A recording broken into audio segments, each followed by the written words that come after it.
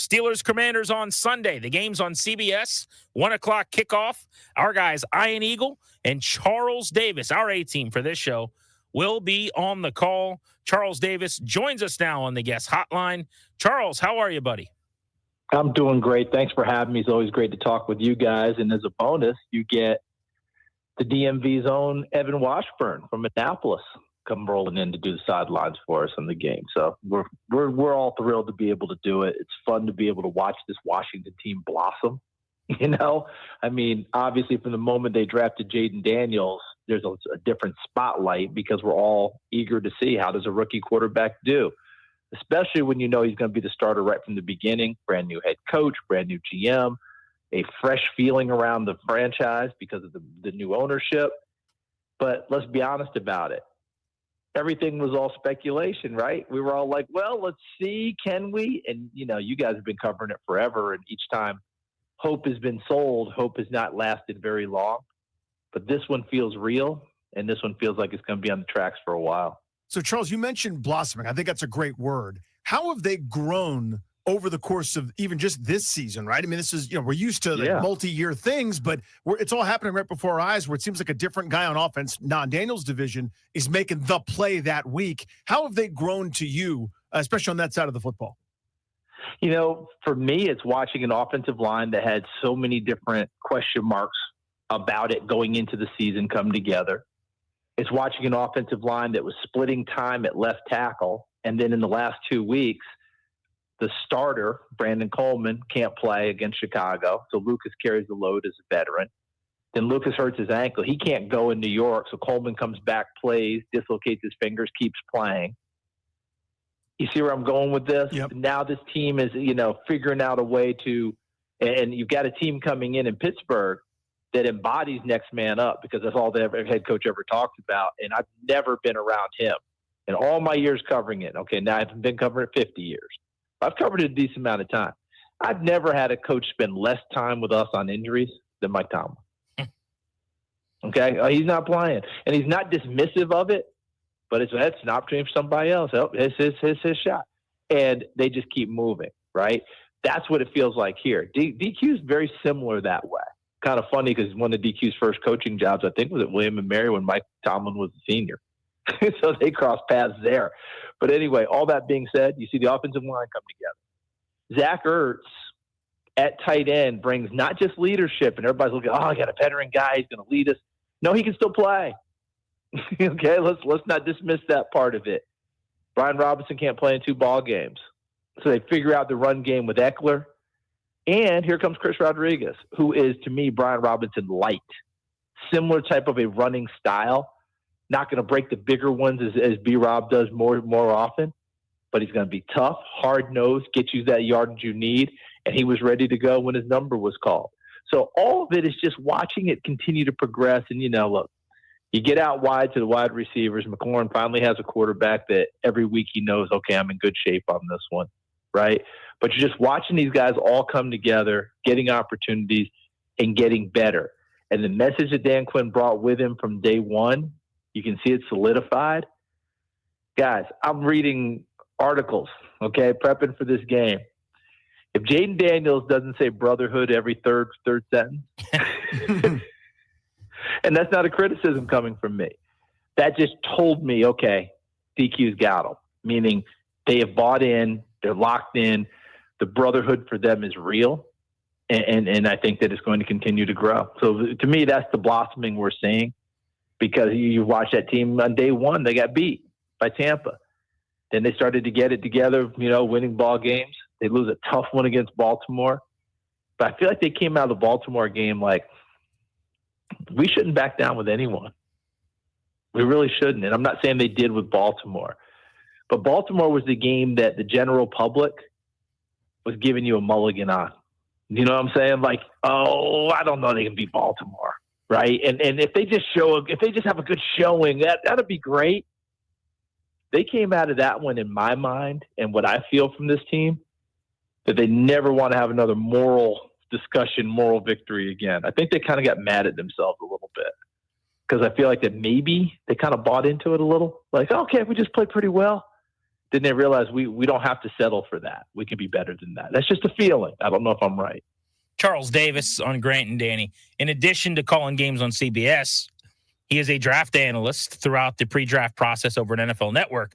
And I mentioned that, Charles, because we had you on. We talked about Jayden Daniels and the rest of the rookie class. I know you were high on most of the kids that came out, and they've had a very productive start to their careers. But Daniels has just been on a different level. What do you make of his season so far? It's been crazy, hasn't it? Because we all had that discussion multiple times, if I remember correctly, right? You guys were nice enough to have me on, and we chopped it up a little bit. And the truth of the matter is, if you look at quarterbacks in draft classes, essentially if one plays well, the other one doesn't. You know, right? How many times do we have the two quarterbacks at the top of a draft class, right? In this case, we've got three, and then we get to 4, and we get to 5, get to 6. One of them's not playing because he's hurt, J.J. McCarthy. One of them's not playing Michael Penix because his team has a veteran guys playing really well and they don't need to play him. That's Atlanta. Everyone else has the ball now. And Drake May, guys, tell me if I'm wrong on this one, please, because I want to make sure my messaging is correct each time. You've known me for a bunch of years. How often am I an advocate of sitting a rookie quarterback?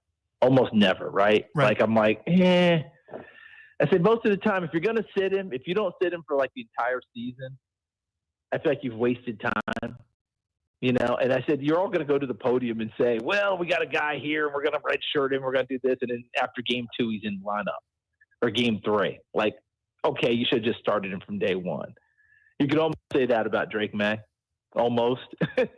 But here we are. Daniels, I think it's all the things that we keep hearing from the team. It's the maturity. It's the work ethic. And I'm trying to remember who was saying that they saw. Oh, it was Malik Neighbors with the Giants. Because Daniels went and spent some time, and he was with C.J. Stroud and crew and another thing. And he came back and he said he was a different guy. And that was in college. That it escalated what he already had in him. The work ethic, the study, the wanting to be great, working on the mechanics, all those things. It became an obsession for him. And that's what we see now because he's the same kid now. I mean, Zach, I'll leave it with this. Zach Ertz told us when we did our last game that he actually stumbled into a meeting room somewhere at some ungodly hour in the morning and just by accident, like, went into the room and there was Daniels going through his stuff by himself. And he actually asked Zach Ertz if he wouldn't tell anyone else because he wasn't doing anything wrong, but he didn't want to appear to be a tryhard or you know what. This is just what he does. Yeah. You know what I'm saying? This is just what he does. He doesn't want the attention for doing what he thinks is his job. Other people, you know how other people are, right? And other people means anyone who can hear our voices, you know who those people are in your life that do something that may be above and beyond, but they make sure everybody knows that they did it. Great. Charles Davis with us here on G&D. Sorry, Charles. That's okay. I want to ask you about Marshon Lattimore. We know that guy's a baller. When he's healthy on the field, he is a badass. He can do a little bit of everything, right? So, of course, that's the key. But I would love for you to go into what he'll actually mean for this defense, what you've seen them sort of maybe have to do to cover some weak spots, and maybe what he unlocks and might allow them to do here in the future. When he's healthy and you decide you want to get man coverage or you want to have him affect a top receiver, he's your guy. He's going to be right there. If you're playing your basic stuff and what have you, and a team's trying to run the ball to the perimeter to his side, he's going to be fully involved in run defense. Okay, he's not one of those, hey, I cover, you guys take care of the rest of it. No, he's fully involved. He also has that mentality. I think you've heard DQ talk about the dog mentality. That sometimes we can get a little, it can get overused, but in this case, it's spot on with this kid. He's fully immersed with his teammates, fully immersed in the game of football, wants to be aggressive and attack right from the word go. He's the type that lines up when the huddle breaks for the offense. He's lined up like right on the line where the ball is, right at the line of scrimmage, staring down that receiver, letting him know, I'm going to be here all day, and I want to be here all day. That's the type of a player he is. So now, what does that mean for your overall defense? He can cover like that, like we talked about. It also allows you to become stronger, I think, in your overall defense because Benjamin St. Juste is a tough, hard-nosed kid who's giving you everything, but the ball comes his way a lot. Okay? He's going to take some pressure off because now he's going to go cover wide receiver 2. All right, so you move him to a spot where he's cornerback 2, probably more comfortable for him. Let's see if that helps him. And you get Mikey Sanders still inside the nickel, which is exactly where he was drafted to play, but had to go outside because they needed him. Did pretty well, too, didn't he? He's a heck of a ball player. You've just strengthened your entire back end with one chess move because everyone bounces to the proper spots, and now you go from there. And this team has already been playing pretty well. I mean, I just sat down, did my homework this morning. Since week 4, only giving up 147 yards per game through the air. Wow. Yep, I actually read that. Yes, I did. That's crazy. I mean, that's a crazy number in today's NFL. That's hard to believe, right? Actually. That's usually a half, okay? I mean, or close to a half, right? Since week 4, they've given 147 yards through the air. Wow. And that doesn't mean that they're getting gashed in the run game either, right? Sometimes when you read those stats, you're like, oh, they must be eating you alive otherwise.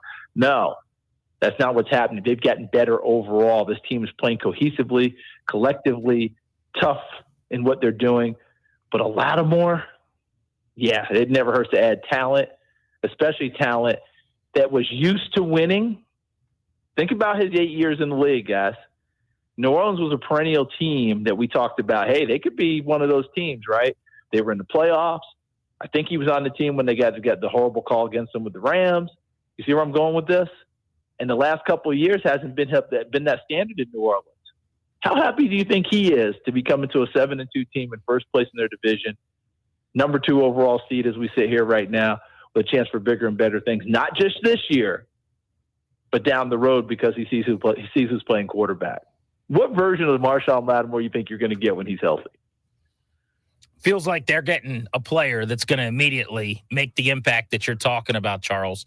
Charles Davis on G&D here on The Fan. I want to get a thought from you on the Steelers, if you don't mind, because sure. Russell Wilson for a few years has played at a level that is being exceeded right now through, I know it's a small sample, but 2 games in Pittsburgh. I was one of the loudmouths saying you can't go away from Fields. I'm not a big Justin Fields guy, but I just thought he presented more problems with his feet, and we kind of knew what Wilson was going to be as a passer.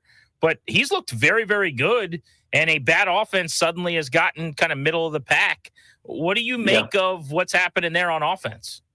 Yeah, a couple of things. Number one, don't beat yourself up. You weren't the only one. There are a good number of us who said that. Heck, I was sitting there going, I don't know. Like, they're playing pretty well. We can keep unlocking Fields. Are you sure?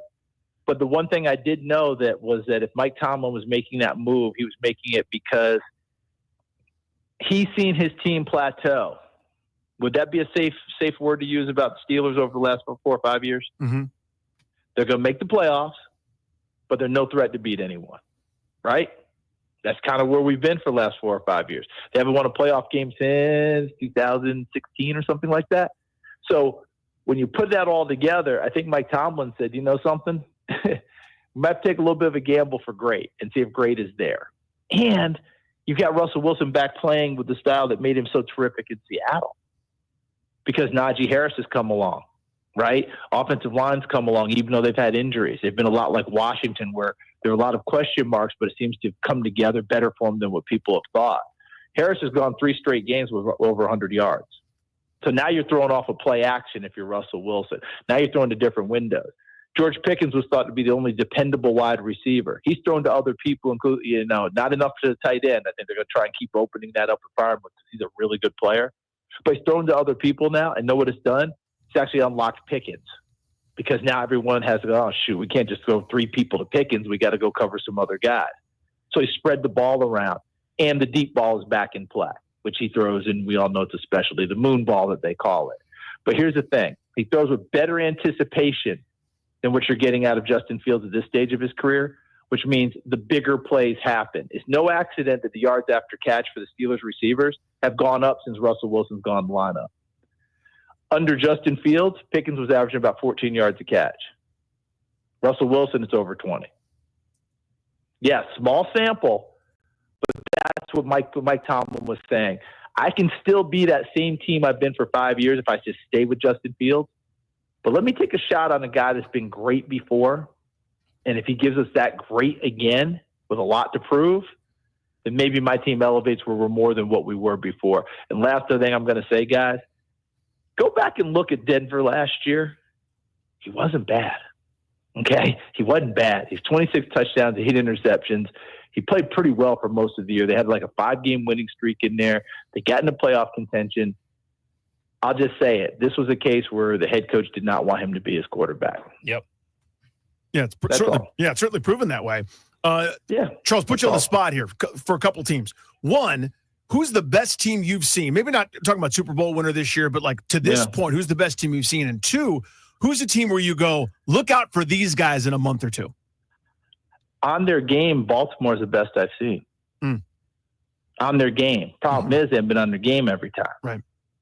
But when they're at their highest level, and I still think they'll fix their defense. I think their biggest problem is, you guys saw them up close and personal.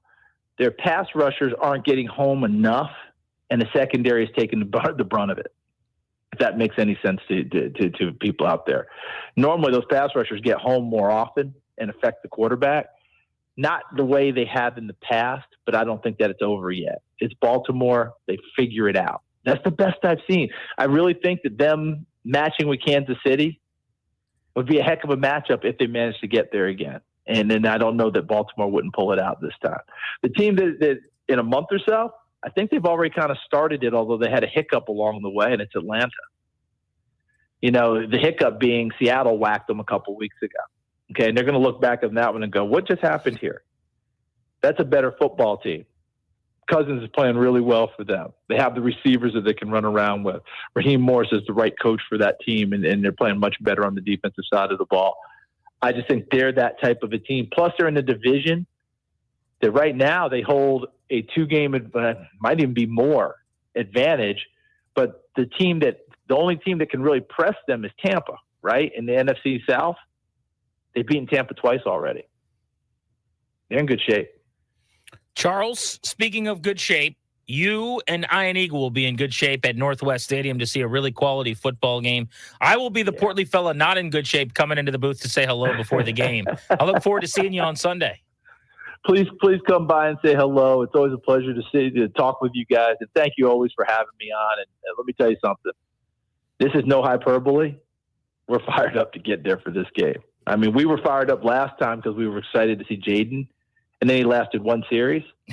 So one of my favorite people ever, Marcus Mariota, came in and played really well that day. And I was so excited. I've loved Marcus. I've known him since college. He's just one of my favorite people of all time. But this week, we get to see Jayden Daniels and that offense go against an offense that's revitalized in Pittsburgh. And you're going against a defense that has big-time credentials. Like, you got to prove it every week. What a great week for Washington to prove it against a bona fide team that, if they do prove it, the whole league goes, oh, you did that against Pittsburgh. That means something.